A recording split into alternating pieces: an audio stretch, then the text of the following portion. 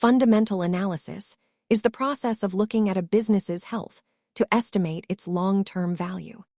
At its core, this method is about determining if a company is currently priced fairly by the stock market. The goal is to find the intrinsic value, or the true worth of the business, independent of its stock price. Analysts examine financial statements, debt loads, and industry trends to build a complete picture of the company's future potential. While fundamental analysis looks at the business itself, technical analysis focuses purely on tracking price movements and chart patterns. Consistent earnings growth is a common indicator that investors look for when performing this type of research.